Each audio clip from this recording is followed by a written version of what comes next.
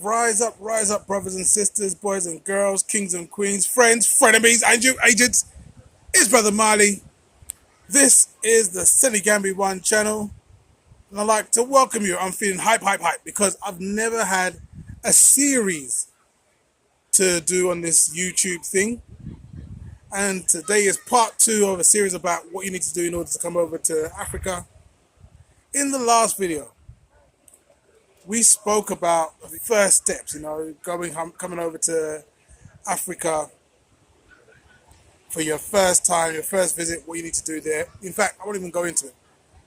Check this link here. And click on that, that'll give you the first part. Then come back over. If you've seen it already, we're going to be talking in this video a bit about inoculations, jabs, whatever you want to call it. Now, I have to be very careful about this episode because I know YouTube are dying to find something that I've said which is going to break a rule of theirs. So for the YouTube AI or whatever it is that is checking the content of this video, this content is for entertainment purposes only. You should see this as nothing more than an old man's opinions. I'm like the guy who says the end is nigh outside Morrison's or outside the tube station or outside Grand Central Station, whatever. That's me right now in this video. Give it the attention it deserves. We'll talk a little bit about the packing, packing up to move over here. So now the first thing I found when I was looking to come over was that I was told that I need to be taking a number of injections, right? I need to take yellow fever, hepatitis, Zika virus, bird flu virus, like everything. Be careful because you can get AIDS from the locals. There's a lot of stuff that you're told to make you afraid before coming over here. I think the biggest one was malaria. I think it was the biggest one because with malaria, you hear about people who come on holiday, catch malaria, go back and die. You hear about that. You hear about people who are over here in Africa and the tens of thousands of people who die from malaria.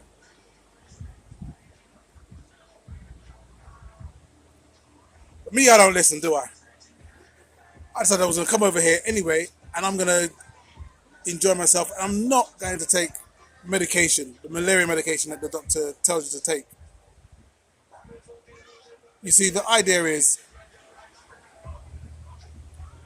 they're going to give you a little bit of malaria for 2 weeks.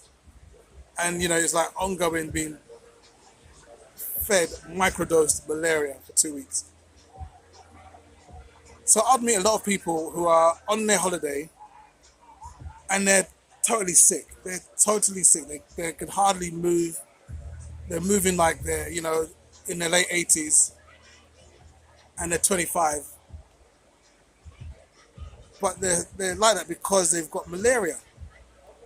And the idea is that your body's response will be able to be stronger in order to deal with it once you come over to Africa. So I looked at that and I thought, okay, so your body's defense knows how to defend against malaria because obviously you'll be incapacitated from the stuff that the doctor's given you. So your body knows how to fight it. That's the first thing. Second thing, the chances are you're not going to catch it while you're in Africa. But if you work with your local doctor, you definitely will have it for those first 2 weeks of you being in the country. So it's kind of like, do you actually want to take it? Me, I was too hard-headed and I wouldn't listen and I didn't take it. And I was fine. Until. And I got malaria. I would fantasize about being dead. Like, wouldn't be the warm embrace of death. It's so nice. I'll be able to chill out. I wouldn't be feeling so sick. I was like, I get why people don't want, I get why people die from malaria. It's because they catch malaria and they're just like, I've just got to go. And they just duck out.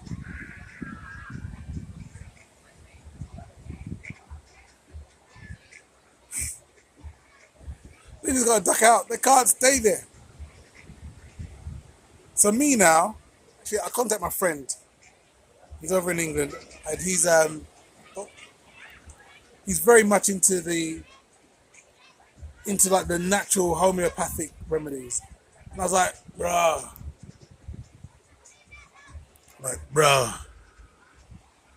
I've got malaria. I think I'm gonna die. What should I take? This homeopathic guy said, forget what you heard. Go to the hospital. Get the drugs. Get the chemicals and get that stuff out of you. And they gave me 3 tablets. And I take these 3 tablets 3 times a day. I take them 3 times a day for 3 days.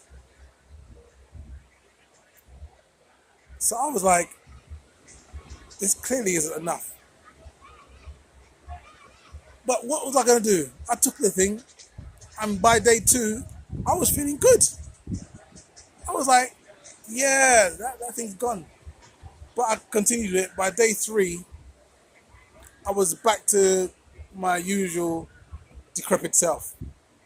I was feeling fine. I was feeling fine. Illness gone from my system. So now, why have they got me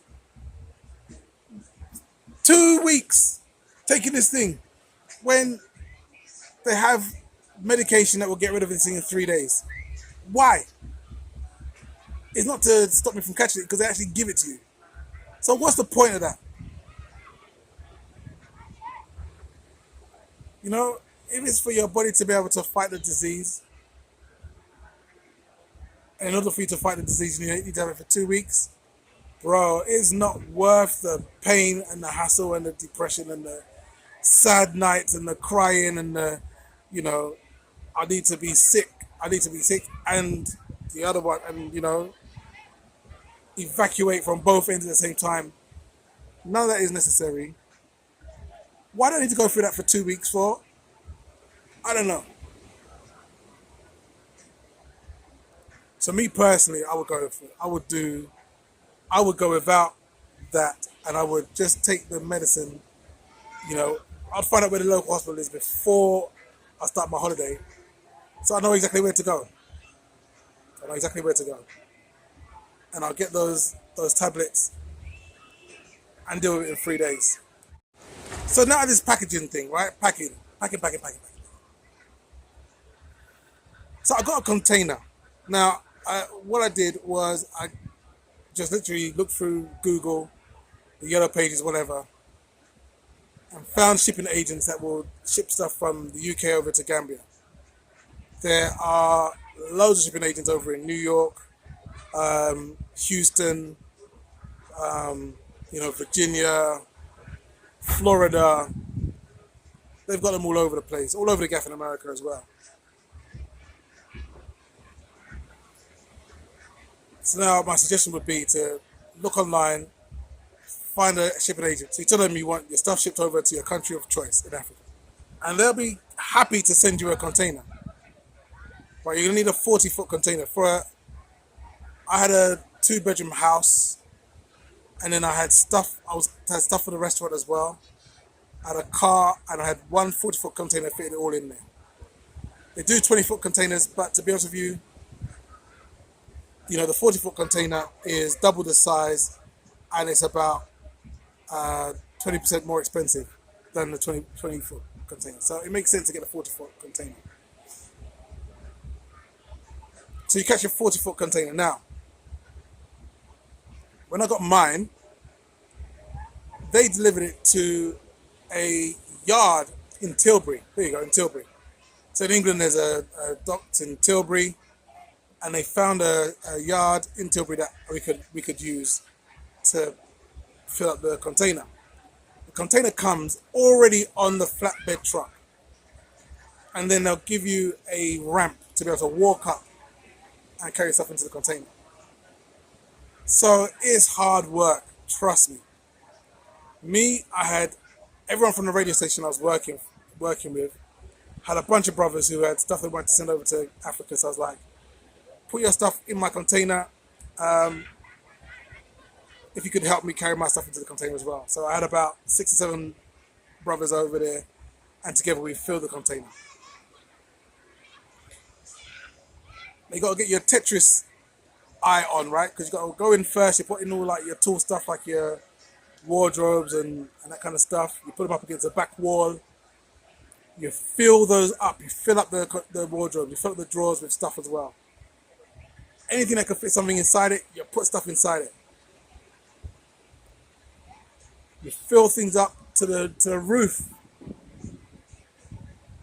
Next layer, and you keep going out that way. When I first was going to do it, I was going to keep everything low down, so if it falls over, then it doesn't fall too far. Bad idea, you end up filling up the container way too early, and you've got to climb on stuff to be able to get to the back. So don't do that. Do as your Uncle Marty's telling you. Fill up to the roof from the back. Anything with storage space, fit it in there, okay? You do that. The last thing you want to pack is the mattresses for your beds. You break down the beds, you pull down the beds as it were. So you have your bed frames there, you put those in. Mattresses leave till last. Now you get these straps. I'll put a link to them on Amazon so you can see what I'm talking about. So you have these straps, and actually I'll put a picture here. Look, there's a picture. Straps, right? You get those straps as well. They will hold your things in place. I just put my stuff, filled up as much as I can, then I back the car into it. Then I put the mattresses on the car. So you put them on the back windshield and on the front windshield to protect the glass, because things will inevitably fall over. I mean, the boat is doing this the whole time, okay? So things will fall, and you don't want them to fall on your windscreen. You see so many cars with broken windshields and back screens being pulled out of those containers. So it's just regular, everyday things, right? So you don't have to suffer that. Use your mattresses and cover the windshields. My suggestion would be to buy a bunch of packing boxes from IKEA. You get these plastic semi-see-through IKEA boxes. They come with lids. They stack. So they're very good. It's much better than using cardboard boxes. Cardboard falls apart. It's not water resistant or liquid resistant. So anything you've got in there, which will inevitably tip out, it's fine to tip out into the plastic box, and the plastic box will protect the rest of your stuff. They have wheels on it, so it's easy to carry up that wrap and into the container. And when you go to IKEA to get those plastic boxes, go into the service area. Go into the service area and ask them for bags for mattresses. They give away these huge plastic bags which will fit a king-size mattress in there. Ask for a few of those to fit your mattresses in there, so you can protect your mattresses while they are in transit. Because when you come out the other end and you have strangers helping you lift your stuff out of your container, they will not care about your goods, and they'll drag your mattresses along the floor in the dirt. They won't care. They'll have dirty hands. They'll ruin your stuff, man. So put your stuff in bags to keep them. Put your mattresses in bags to keep them safe and clean. Then you put those on your car. All right. You back your car in last, and put your car center inside the container. Some people tell me, I was told to put the car to the side so that you can step out easily on the other side. Anyone tell you to do that, don't listen to them. Put it in the center. I remember when I was in Gambia, and I went to pick up the container. I was like, yeah, I'm trying to find my container. They was like, here's your container up there. So my container is like is stacked 5 containers high, right? So I'm watching in awe, and they have this crane pull your container off. My face is like, look at it, ah, ah. Eh. The side of the container had a massive dent. And I was like, why? That's not my container. The container's got a dent in it. He said, no, that's your container. Why has it got a dent in it? Oh, someone somewhere, maybe in Tilbury. It may have been somewhere else on the way. But someone has crashed another container into the side of your container. I already knew what happened to my car at that point. I was like, they did it in my car, haven't they? I got into the container finally and found the side of the container in my door. So before I even got the car out into Gambia, the car already looks like a Gambian car. It's already ruined. So please, be a car in the middle to protect your car from nonsense. And keep a written list. Keep a list of everything that you've, not everything. Keep a list of everything that is electronic, electrical, mechanic that you put into the car. So, like your generator or your solar panels or your food blender, those kind of things. Keep those on the list of what's in there because they're going to want to know that when you arrive. All your other stuff like clothes and so on and so forth, you put it down as personal effects. Don't worry about it. They will ask for a shipping manifest when you are ready to take your container, and that's when you'll need your list. So make sure you keep that as well for yourself. In the next video, we are going to be talking a bit about that generator. So when you're in Africa, now I've been to a few countries, not many. I've been to a few, 10 different countries. And what I could tell you from what I know, from what I've seen, electricity is not something that everyone is taking for granted over here. You will get blackouts, you will get electricity cuts. So you want a backup system. Because if you have no internet and if you have no electricity and you have Wi-Fi, then you have no internet. If you're flipping hot and you need AC and you've got no electricity, then you're sweating. You're sleeping in your sweat. It's terrible. So you need to get that too.